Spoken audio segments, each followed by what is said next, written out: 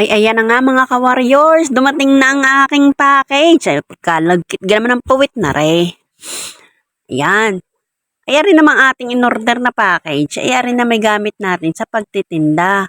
Kasi simula ko pala ang magbukas may bigla namang lumapit na katutubo din At siya daw ay makikicharge ng kanyang cellphone. Ay nung una ay hindi ako nagpapabayad kapag may gayang nagpapacharge. Ay kaya la ay minsan nasasanay ay kada baba nila ay nagpapacharge sila din ay di pinacharge ko na rin ng 10 piso. Sayang din yung pambayad din ng ating ormiko. So ayan na nga, ay kaganda ng package na rin at talaga namang doble-doble ang pagkaingat ganang nagbalot at katsagaga nagbalot na rin. Ay ayan na nga, ayan man din ay pinalalagay natin sa ating fruit soda. Ayan. Ay titimbangin natin kung kung ilan ang kanyang timbang habang wala pa sa lalagyan. Ay di hinugasan na natin ang lalagyan at pinunasan, tsaka natin isasalin.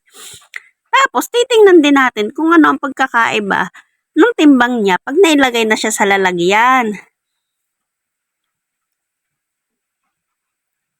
Ay di ko huli si timbangan. Ayan. Ay 2.46 laang ay ang nakalagay din sa lalagyan ay 2.5 ay siguro yung 4 grams na nawawala ay yung plastic na pinaglagyan kanina.